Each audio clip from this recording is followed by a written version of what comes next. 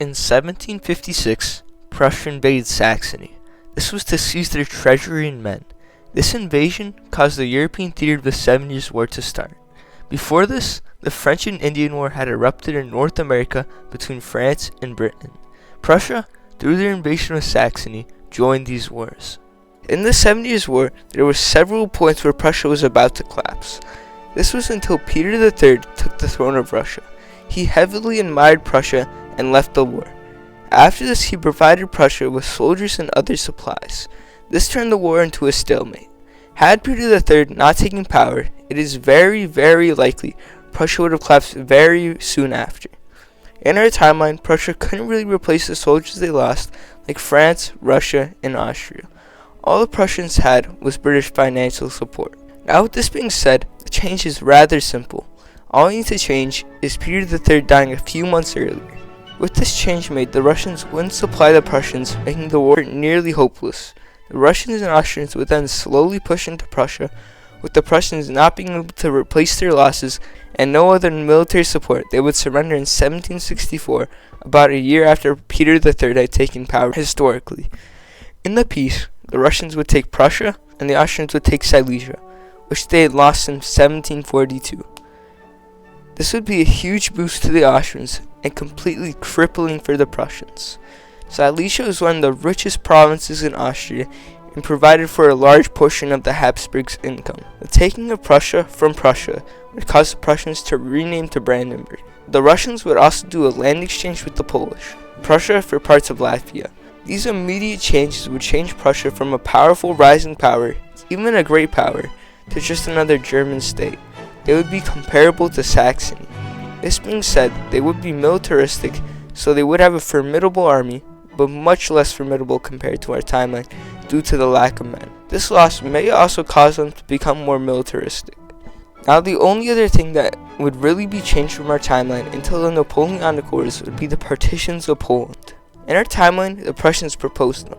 In this timeline, the Prussians would be much weaker, so I don't see the Prussians proposing them. From here, not too much would really be changed from our timeline until the Napoleonic Wars. In the Napoleonic Wars, Brandenburg would be integrated into Napoleon's Confederation of the Rhine.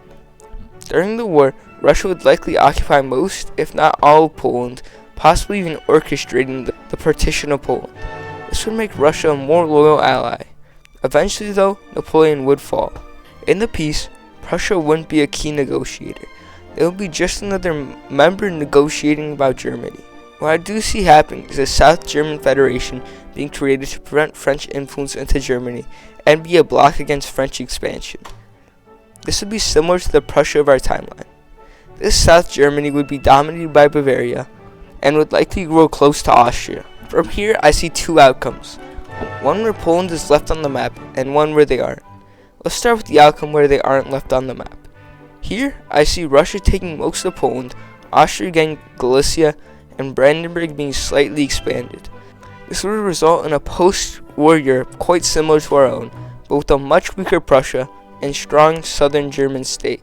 Now, the other outcome I see is, without a Prussia for Russia to negotiate with and make a deal, every other great power would be against them annexing Poland. This would lead to a compromise where Russia would seize some of the Polish East and Poland would receive Western Prussian lands to the ogre as compensation. This would result in a very strange Poland. This would completely change the Europe we knew in our 1815. I'm going to go to the scenario where Poland isn't divided because I find it more likely. In this scenario, Poland would be completely cleansed of Russian influence. From here, nothing would really be changed until 1848. In 1848, when the Hungarians would revolt, the dominoes would start to fall. Russia would invade the Poles because without Austria to protect them, they would basically be hopeless with no other real land power to support them. The British would want to stop the Russians, but there would be no other real land power to finance. This would mean the Polish would collapse. While this would be happening, there would be a huge North German revolt with the goal to unite the Protestant North. This would succeed because of no powerful Prussia to stop it, and the Austrians' hands being full. It's also a possibility they would revolt to try to just unify Germany. This would be to protect Germany from outside threats. If this were to happen, it's a possibility that South Germans would basically unify Germany. A small thing to mention would also be that the 1848 invasion of Denmark wouldn't happen, so Denmark would slowly centralize their German holdings. I find it likely that the Austrians wouldn't be able to break the Hungarians. This would be because they wouldn't have the hundreds of thousands of Russian troops they had in our timeline. I still foresee the Austrians being the Sardinians, but the Hungarians would break away.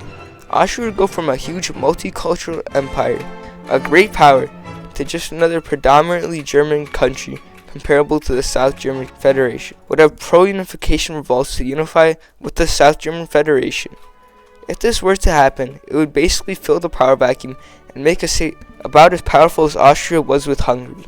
At this point, let's do a quick recap. Prussia lost Silesia and Prussia in the 7 Years' War. A South German Federation and huge Poland was created at Vienna. In 1848, the Hungarians revolted, the Russians invaded Poland, North German unification fighters rose up, and the Sardinian Piedmontese invaded the Austrians. Austria beat the Sardinian Piedmontese, lost to the Hungarians, and the South German Federation and Austria unified. At this point, Europe is so different from our timeline that it's hard to make realistic predictions, but I'm going to go into a rough scenario where a Great War happens. To start, let's assume the Crimean War and Second Italian War of Independence go historical. From here, let's say that the North German Federation invades Denmark. This could lead to the South German Federation backing Denmark and the North German Federation eventually losing a two-front war, but let's say the South German Federation stays neutral. Let's instead say an alternate Brothers' War leads to this Great War. In this war, the North German Federation would invade the South to reclaim Silesia. The South would have Russia on their side, while the North would have the French and Italians on their side. If the British were to stay neutral, it would be an almost certain North German victory.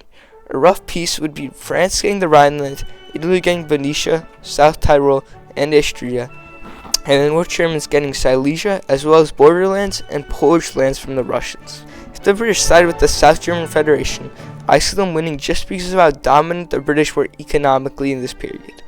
I would see the British blockade slowly starting the North German side, while the British would find into the South Germans and Russians, eventually leading to a southern victory. A rough peace would be the South Germans getting Alsace-Lorraine, reclaiming Lombardy, Russia being given more German lands, Denmark reclaiming Schleswig-Holstein, and the South Germans getting the rest. If you enjoyed, you could leave a comment helping me against the algorithm.